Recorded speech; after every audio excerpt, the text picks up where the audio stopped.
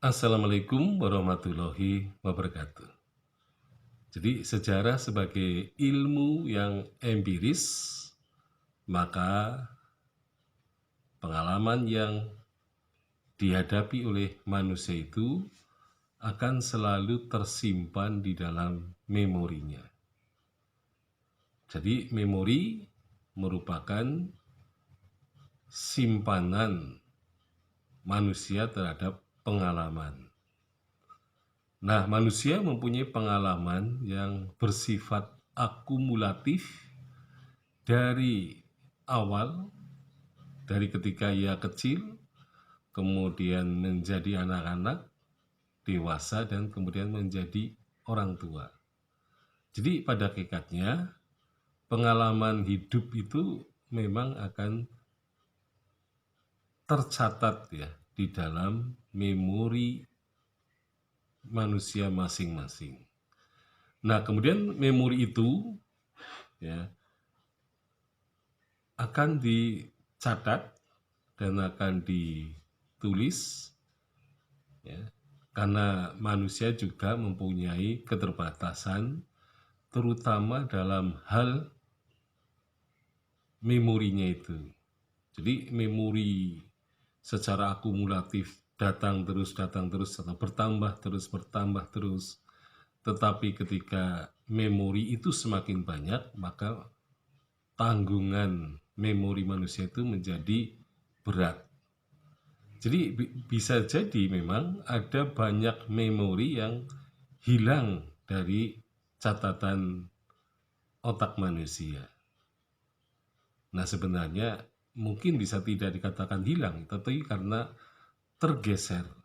Jadi ada memori lama tergeser dengan memori baru.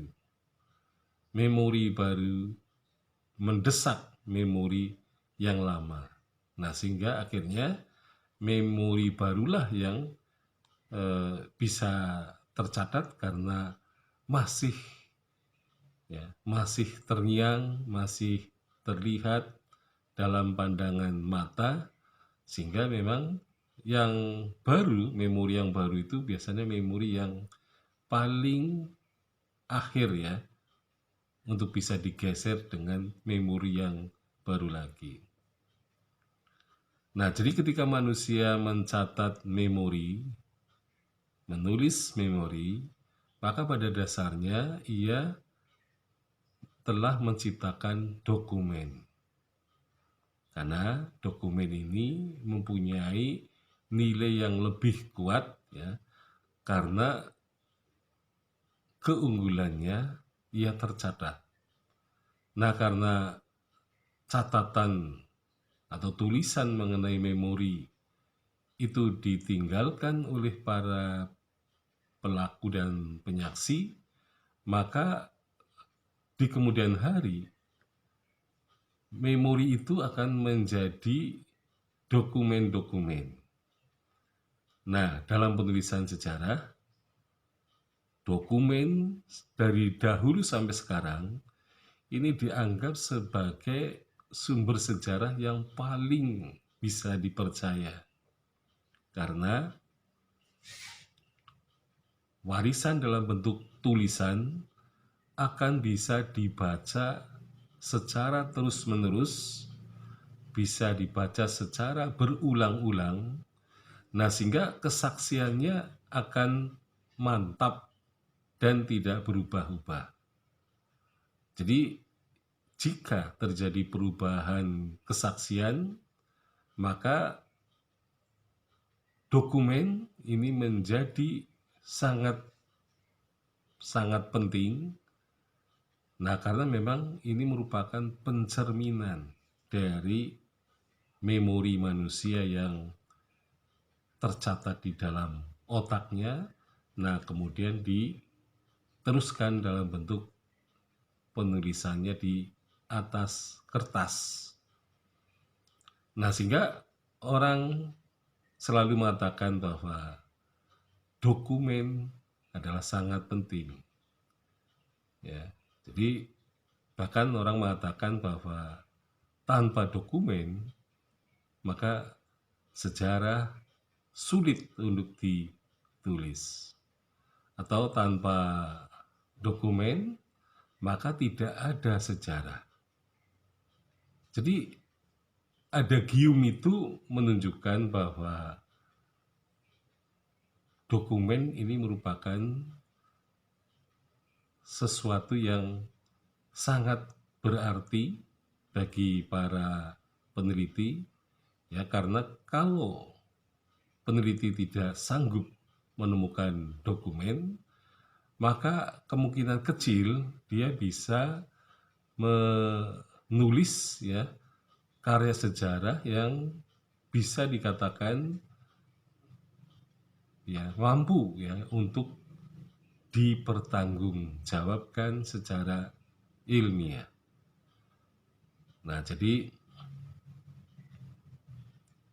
dokumen ini merupakan satu-satunya sumber sejarah yang sebenarnya sangat kuat, ya, untuk melakukan rekonstruksi terhadap sejarah yang sumber-sumbernya tentu tidak semuanya bisa ditelaah,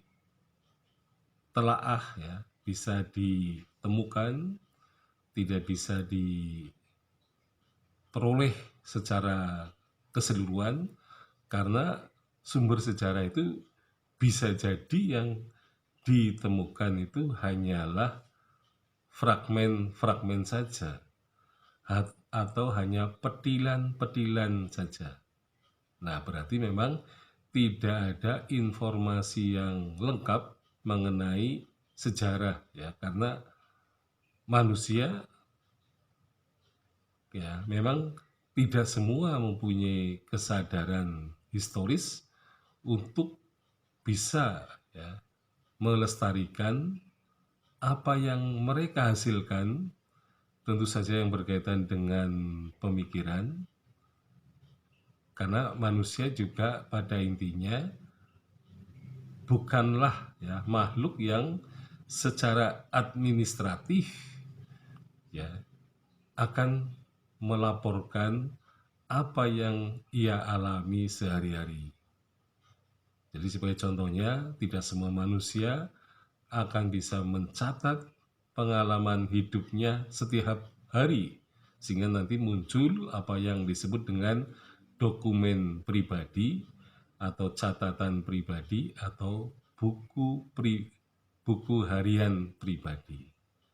Nah, jadi memang dokumen ini memang benar-benar sangat-sangat penting. Nah, sehingga memang sejarawan seringkali mengatakan no document, no history. Jadi tidak ada sejarah kalau tidak ada dokumen. Jadi keberadaan dokumen itu sifatnya wajib. Ya, sekian, Assalamualaikum warahmatullahi wabarakatuh.